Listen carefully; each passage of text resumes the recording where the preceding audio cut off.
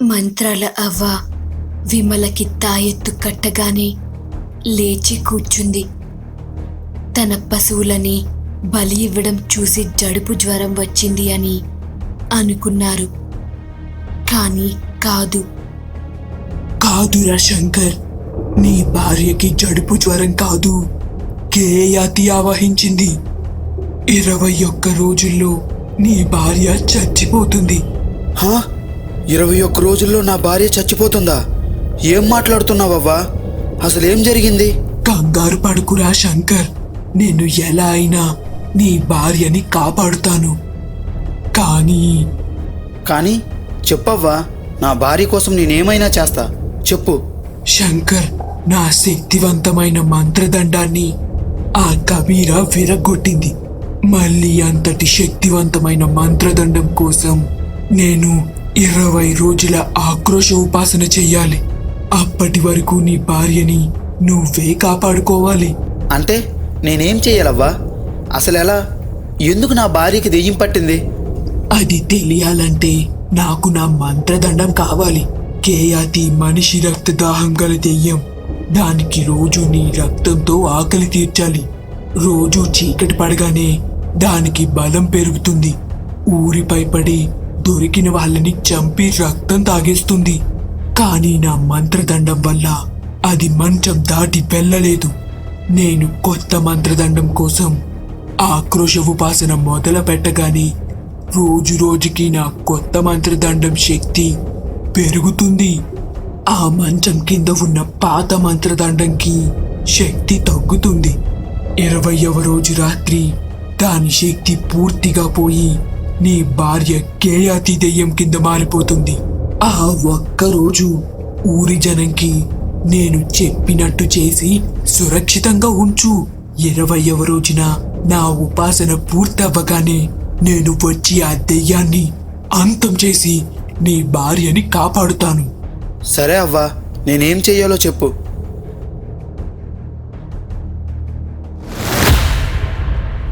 శంకర్ అవ్వ ఇచ్చిన మూట పట్టుకుని అవ్వ చెప్పిన మంత్రం మనసులో అనుకుంటూ ఇంటికి వెళ్తున్నాడు.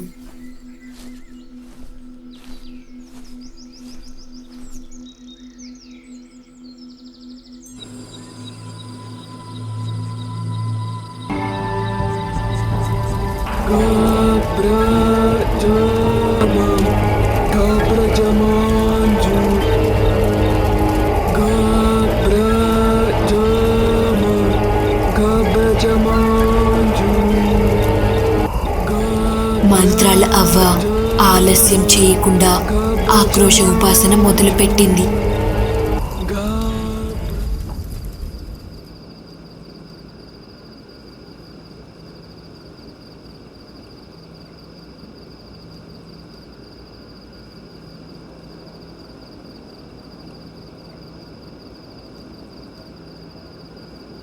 అవ్వ చెప్పినట్టు విమల నెత్తి దగ్గర ఒక దీపం, కాళ్ళ దగ్గర ఒక దీపం వెలిగించి అందులో అవ్వ ఇచ్చిన మూట విప్పి దానిలో పొడి ఏదో దీపంలో వేస్తున్నాడు.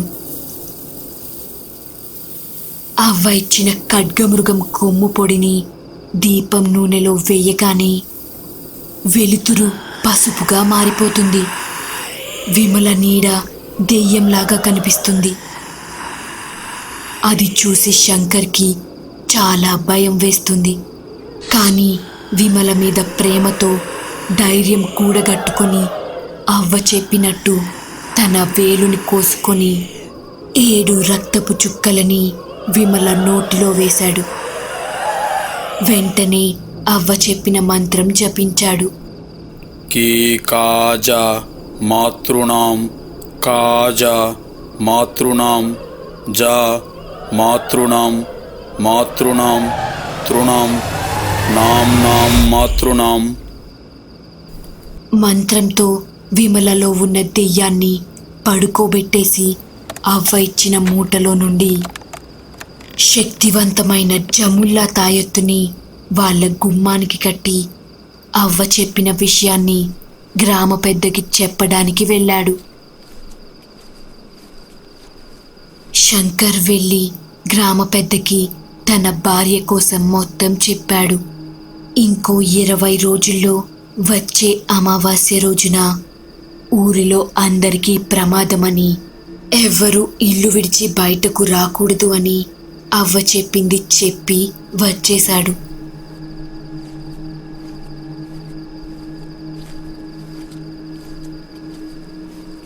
శంకర్, నీ భార్యపై ఎవరు కేయాతిని ప్రయోగించారో ముందు తెలియాలి.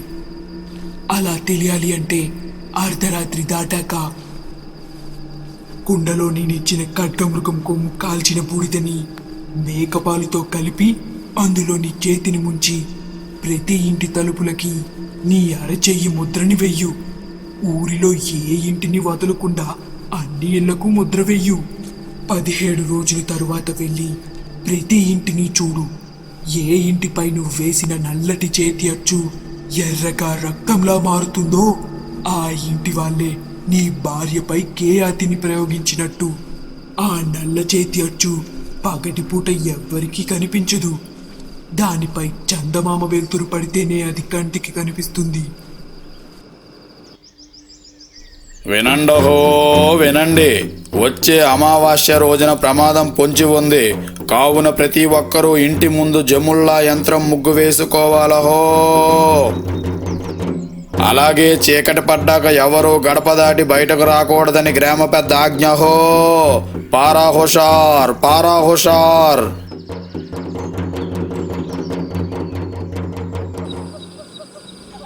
అర్ధరాత్రి దాటాక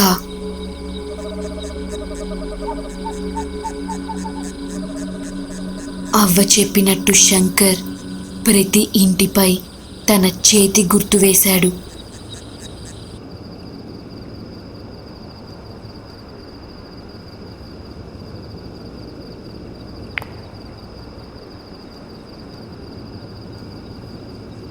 మంత్రాల అవ్వ నిష్ఠగా ఆక్రోశ ఉపాసన చేస్తుంది.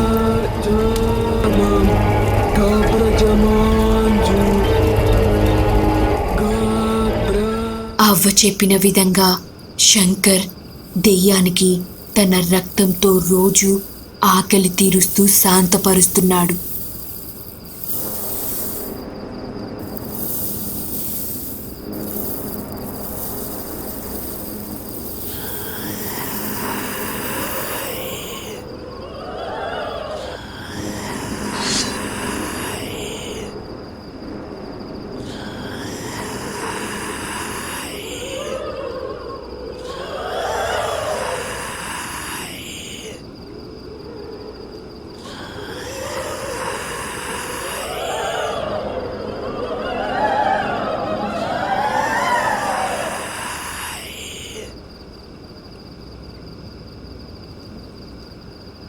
పదిహేడు రోజులు గడిచాయి.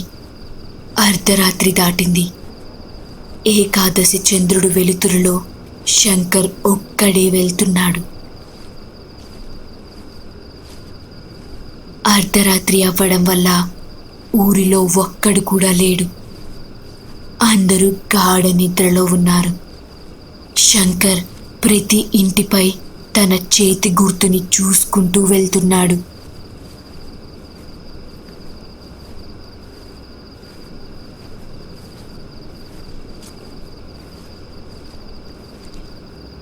ఒక ఇంటికి చేరుకోగానే తను వేసిన నల్లటి చేతి గుర్తు ఎర్రగా మెరుస్తూ కనిపించింది.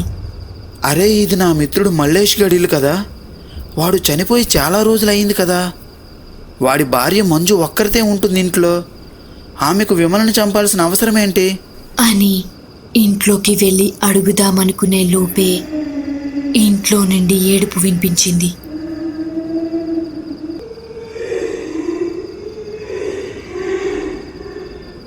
పెద్దగా గజ్జెల చప్పుడు వస్తుంది.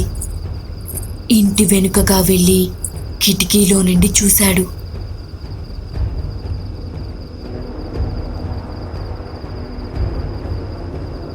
ఏదో భయంకరంగా ఉన్న దెయ్యం విగ్రహం ముందు మంజు జుట్టు మొత్తం విరబూసుకొని కాళ్ళకి గజ్జెలతో దెయ్యంలాగా ఏడుస్తూ కాళ్ళతో నేలని తంతుంది. అది చూసి శంకర్కి మతిపోయింది. కొంతసేపటికి మంజు నెత్తిన కుంపటితో నడుచుకుంటూ వెళ్తుంది. శంకర్ వెనకాలే చడి చప్పుడు కాకుండా వెళ్తున్నాడు.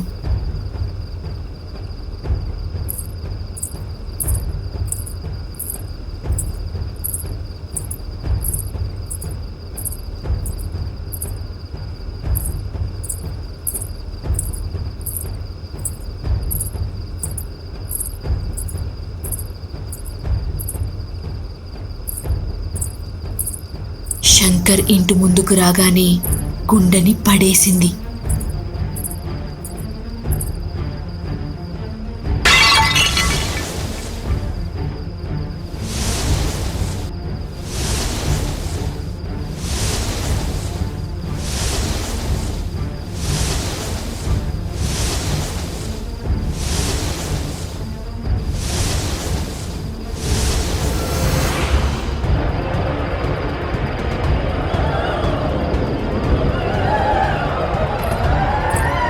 మంజు అలా నడుచుకుంటూ వెళ్ళి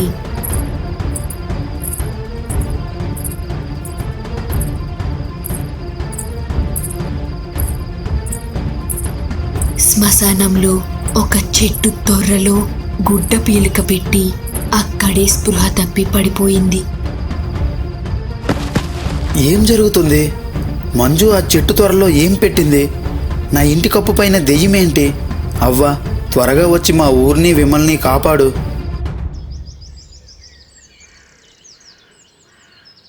మరుసటి రోజు శంకర్ ఇంట్లో భయంతో కూర్చున్నాడు. చూసిందంతా ఎవరికి చెప్పాలో అర్థం కావడం లేదు.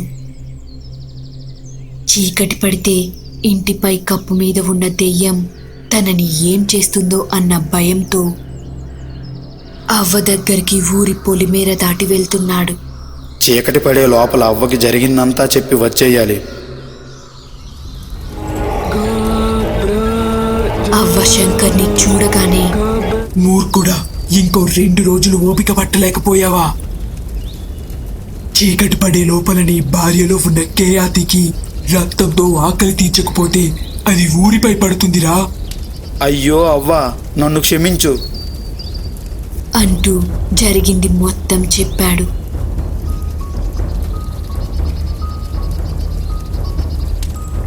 ముందు త్వరగా వెళ్ళి దీపాలు వెలిగించి నీ రక్తం కేయాతి నోట్లో పోసి అప్పుడు ఆ మంజుని నా దగ్గరకు తీసుకురా. ఎందుకైనా మంచిది ఈ స్ఫటికమాల మెడలో వేసుకో. త్వరగా వెళ్ళు.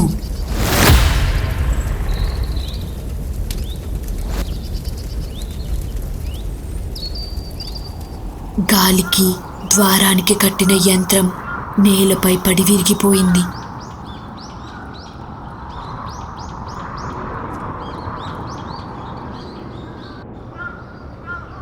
ఆ దెయ్యం ఇంట్లోకి వచ్చేసింది.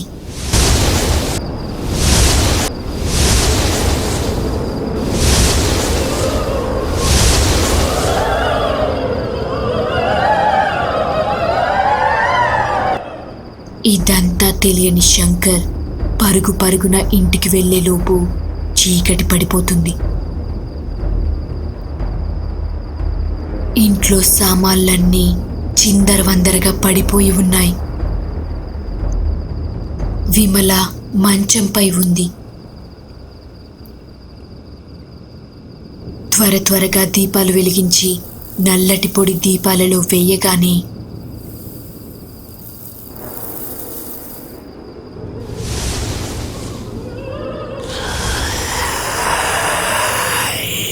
అవ్వ ఇచ్చిన స్ఫటికమాల వల్ల దెయ్యం శంకర్ని ఆవాహించలేకపోయింది. శంకర్ విమల నోటిలో 7 చుక్కల రక్తాన్ని వేయగానే దెయ్యం మాయమైపోయింది.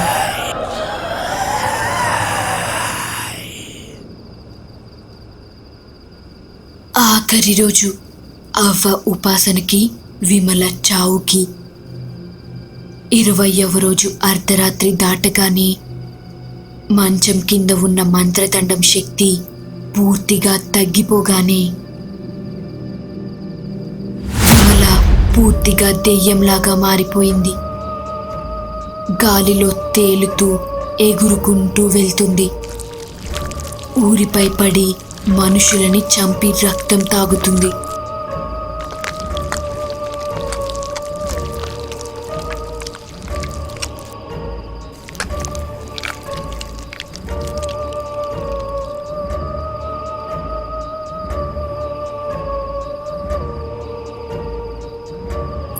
అక్కడ శంకర్ ఎలాగో కష్టపడి మంజుని వెతికి అవ్వ దగ్గరకు తీసుకువెళ్ళాడు.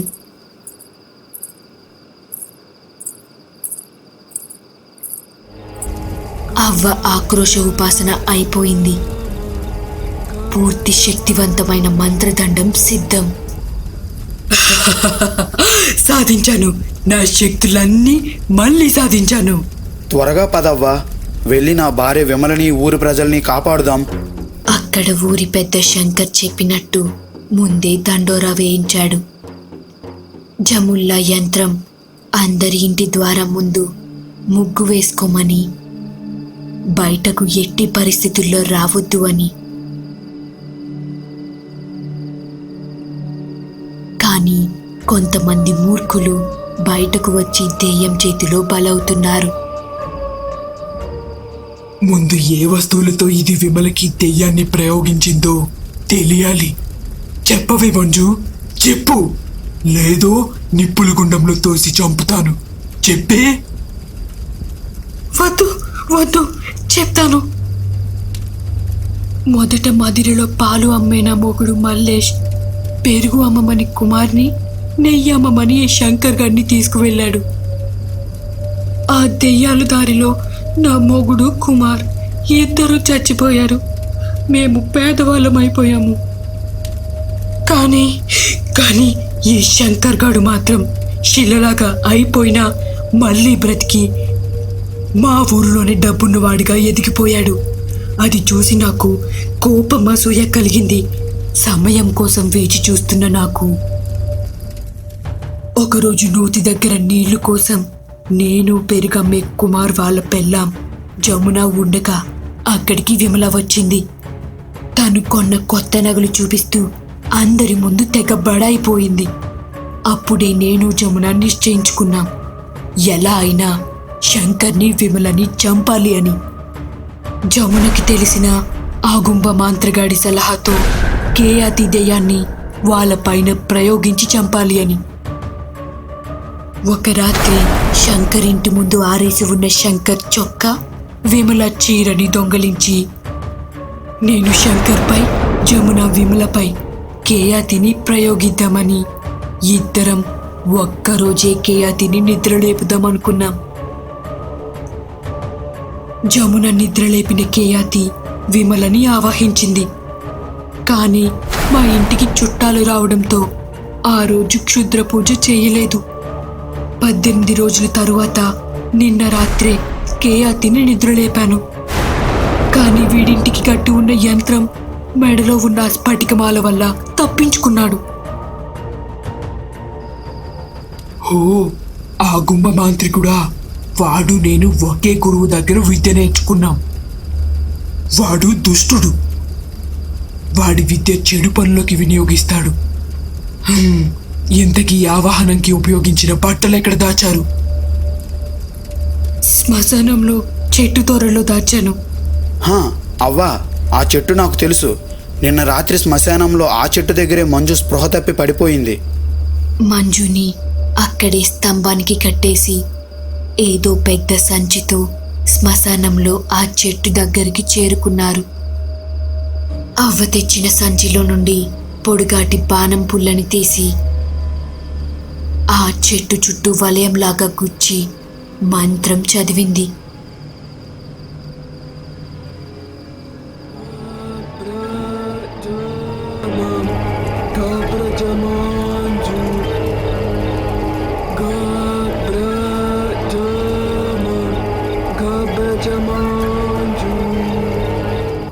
ఏంటవ్వా ఈ బాణం పొలలో? గరుడ పక్షి ఈకలతో చేసిన బాణం రా. ఇప్పుడు చూడు, ఆ కేయాతి ఎక్కడ ఉన్న పరుగున వస్తుంది. అలా అని అవ్వ మంత్రజలం చల్లగానే అక్కడ దెయ్యం పట్టిన విమల గాలిలో నుండి నేలపై పడింది. విమలలో ఉన్న దెయ్యం ఎగురుకుంటూ వచ్చి ఆ గరుడ పక్షి బాణాల మధ్యలో బందీ అయిపోయింది.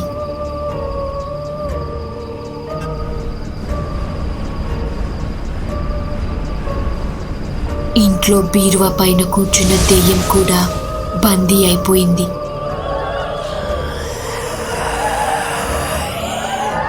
దాహం, రక్తదాహం. నన్ను నిద్రలేపి బంధిస్తారా? చంపేస్తాను. నీ తరం కాదు గరుడ వలయం నుండి తప్పించుకోవడం. హాం ఫట్ చట్ చట్ శుభ్రసం శుభ్రో జం జజబ్రో జజబ్రో హాం ఫట్ చట్ జట్ హోం ఫట్ జట్ జట్ శుభ్రసం శుభ్రో జం జజబ్రో జజబ్రో.